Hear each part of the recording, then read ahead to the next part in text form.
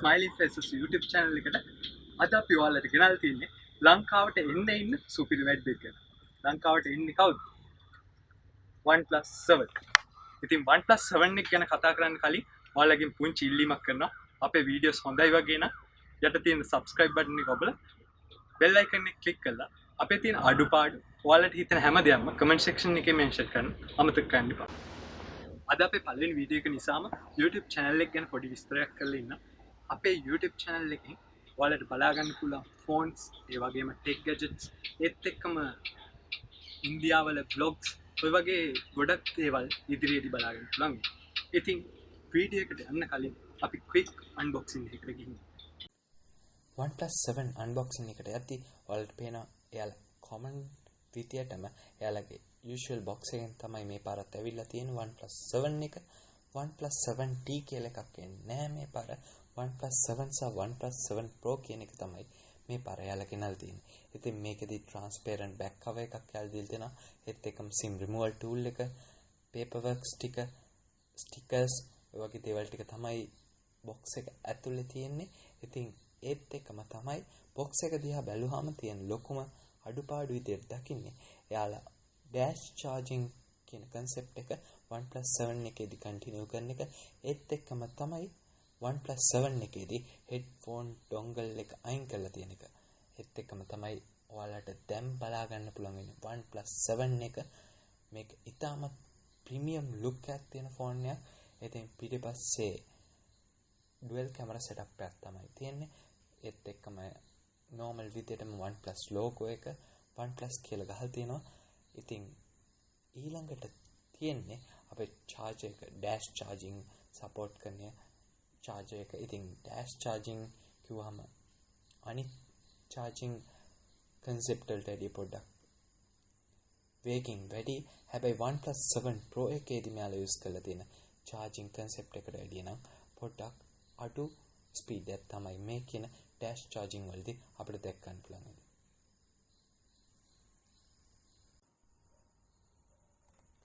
Phone එකේ පිටිපස්ස දිහා බැලුවම අපිට බලා ගන්න පුළුවන් dual camera setup එක. ඒත් එක්කමයි OnePlus logo එක සහ OnePlus කියලා ලියලා තියෙනවා බලා ගන්න පුළුවන්.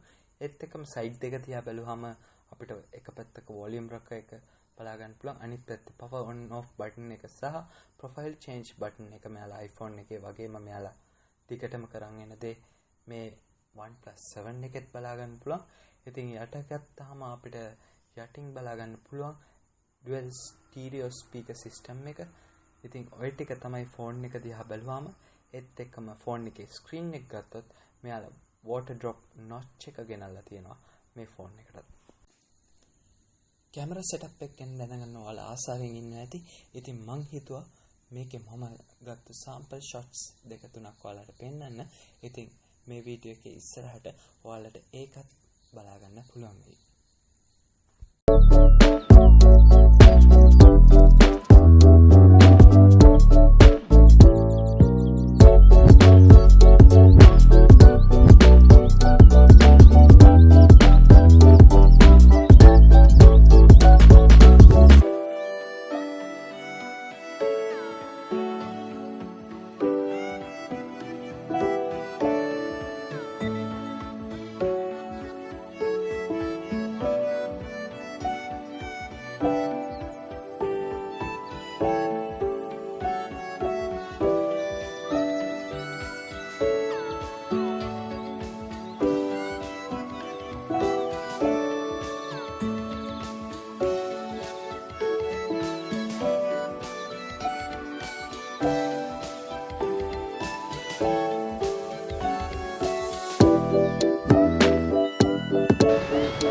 කතාව පටන් ගන්න කලින් ඔයාලට තියෙන ලොකුම ප්‍රශ්නේ තමයි OnePlus 7 සහ OnePlus 6T දෙකම එක සමානද? මම ඒකට නැහැ කියලා කියනවා. මොකද මේකේ OnePlus 7 එකේ තියෙන specs ඊට වඩා ගොඩක් improve වෙලා තියෙනවා. ඒත් එක්කම OnePlus 7 එක ලංකාවට එද්දි 6T එකේ ආපු price එකට වැඩිය අඩුවෙන් ඒ කියලා තමයි අපි බලාපොරොත්තු වෙන්නේ.